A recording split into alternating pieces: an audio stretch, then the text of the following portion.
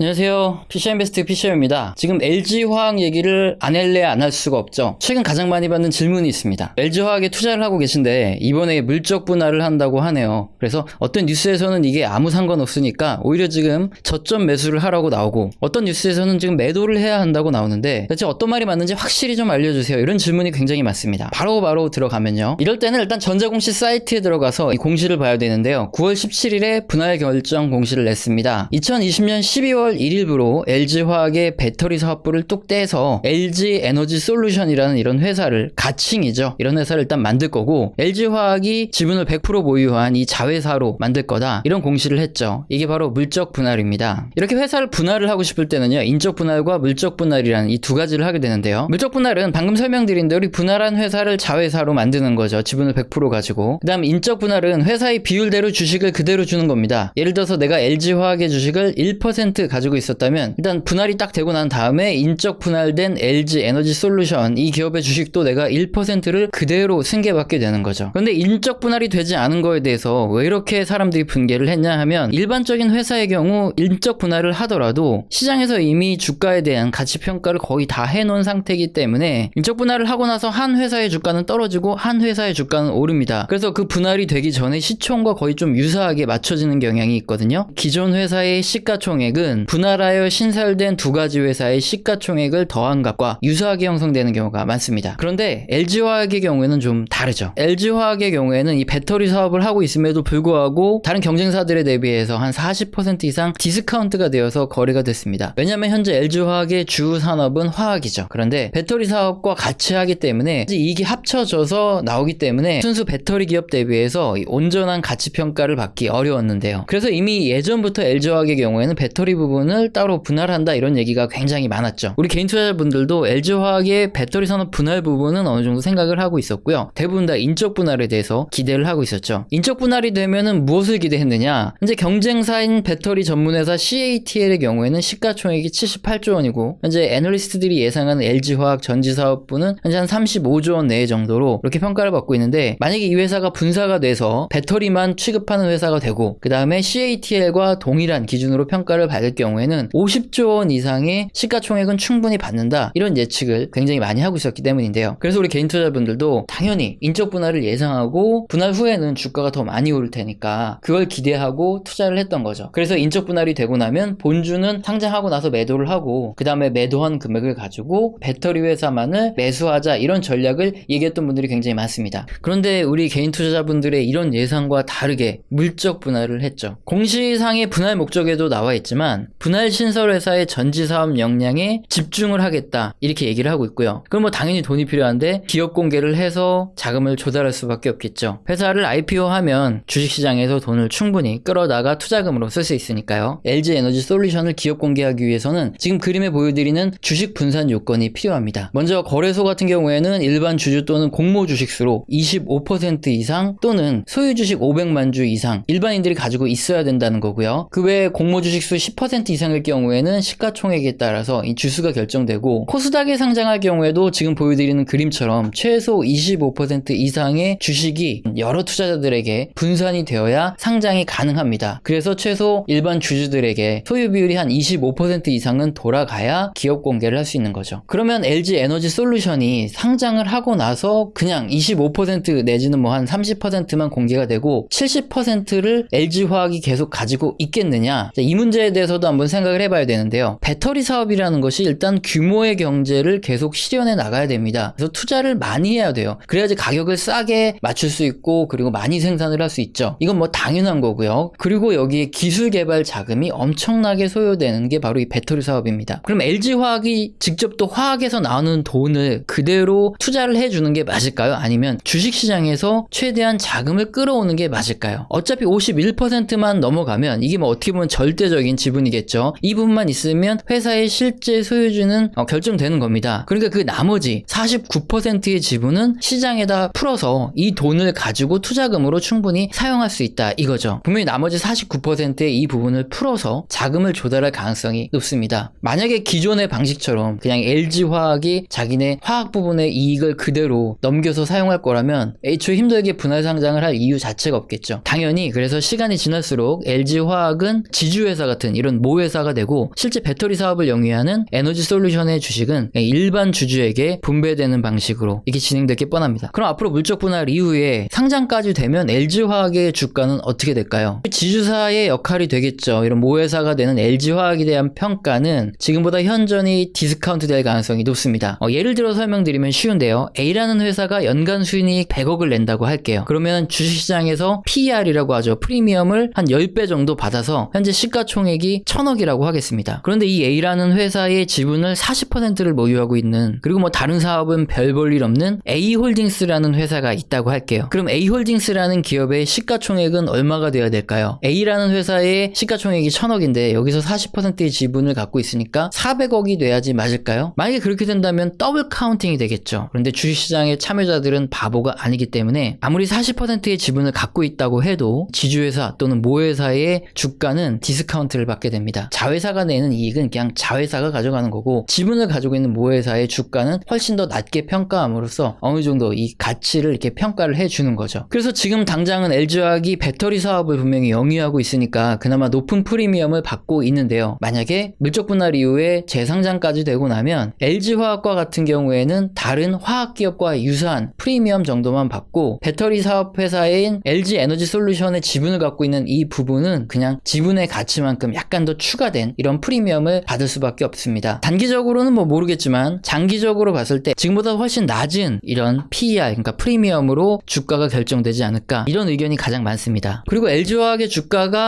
좋지 않을 두 번째 이유도 있는데요. 화학산업의 사이클과 배터리 사업의 사이클이 다르기 때문입니다. 일반적으로 화학주의 경우에는 원재료 가격이 낮아지고 최종 생산품의 가격이 올라가는 이 스프레드가 확대될 경우에 주가 상승률이 높아지는데요. 반면에 배터리 사업의 경우에는 현재 향후 10년 이상 전기차가 내연기관을 대체하는 이 구간에 장기 상승 구간으로 보고 있죠. 최악의 경우는 이런 겁니다. LG화학에서 지분을 보유한 LG에너지솔루션에서 이 배터리 이익이 크게 발생했다고 할게요. 하지만 LG화학의 본업인 화학산업의 이익이 감소해서 마이너스가 나는 구간이 된다. 그러면은 흑자와 적자가 합쳐지면서 뭐 결국에는 이익을 상쇄시키고 이익이 크게 증가하지 않게 나타나겠죠. 그러면 주가도 당연히 많이 올라갈 리도 없고요. 그래서 이렇게 지주회사나 모회사의 경우에는 투자자들이 투자하고 싶지 않은 종목이 함께 편입된 ETF에 투자하는 것과 같습니다. 그래서 상대적으로 배터리만 전문으로 하는 자회사 대비해서 저평가를 받을 수밖에 없고 프리미엄이 낮을 수밖에 없는 거죠. 마지막으로 지주회사 또는 모회사로서 상장된 이 회사의 자금을 계속 조달할 가능성이 높다, 이 부분이 있는데요. 현재와처럼 LG화학이 배터리 사업부가 별 이익을 못 내는 구간에 화학산업에서 낸 이익을 배터리 사업부로 그냥 집어넣는 것, 이건 어차피 자체적으로 돈이 흘러가는 거니까 아무 문제가 없습니다. 근데 분할 회사가 상장까지 되면 이야기가 틀려지죠. LG에너지솔루션이라는 이 회사가 돈이 필요할 경우에 LG화학이라는 이 모회사가 뭐 유상증자에 참여하거나 아니면 뭐 대출을 해주는 등 여러 가지 방법을 통해서 지속적으로 자금을 조달해주는 창구가 될 가능성이 있기 때문이죠. 어쨌든 뭐 캐시카우니까요. LG화학의 미래 신성장 동력이 배터리였던 만큼 뭐 이런 구조는 크게 변하지 않을 겁니다. 이에 따라서 장기적으로 봤을 때 투자자 입장에서는 배터리에 투자하고자 할 때는 LG화학 본주를 가지고 있는 것보다 당연히 향후 분할 상장되는 가칭 LG에너지솔루션이란 이 주식을 매수하는 것이 더 유리하겠죠. 하지만 최근 LG화학에서 물적 분할이라는 이 공시 이후에 투자자들의 원망이 거세지니까 최소 내년 말은 돼야 LG에너지솔루션 이 회사가 상장이 가능하고 그 이외에도 절대적인 지분은 계속 보유하겠다, 이렇게 밝혔죠. 이 말은 한편 다르게 해석을 하면 당장에 LG화학 주식을 매도하는 것은 좀 이른 것 같다, 이런 말이 될 수 있죠. 왜냐면 내년 상반기 정도까지는 분할 상장 이슈에서 약간은 자유롭기 때문이죠. 또한 일부 애널리스트들 리포트를 보면 LG화학의 화학산업이 앞으로 뭐 2-3년간 장기 우상향할 상승 사이클에 진입했으니까 LG화학 주식을 이 저가 매수 차원에서 지금 매수하는 게 좋다, 이런 의견도 있습니다. 하지만 뭐 단기간 주가는 반드시 뭐 실적대로만 가는 건 아니니까 아무도 모르죠. 그렇다면 결론이 어느 정도 나오죠. 일단 LG화학이 물적 분할을 결정했다는 것 자체가 사실 우리나라 배터리 산업을 믿고 투자한 우리 뭐 개인 투자자분들 또는 투자자분들에게 뒤통수를 친 건 확실합니다. 그래서 개인 투자자분들 중에 LG화학의 화학산업은 난 모르겠고 일단 나는 배터리만 보고 투자를 했다, 이러시는 분들의 경우에는 LG화학 본주보다 당연히 분할 상장되는 LG에너지솔루션을 기다렸다 매수하시는 게 당연히 맞겠고요. 장기적으로 봤을 때는 분할 후 LG에너지솔루션의 상장까지 1년 이상의 이런 기간이 남아있기 때문에 내년 상반기까지는 적절한 매도의 시기를 잡아보는 것이 현명하겠죠. 오늘 영상도 마음에 드셨다면 구독과 좋아요는 꼭 눌러주시고요. 지속적으로 시청 부탁드립니다. 감사합니다.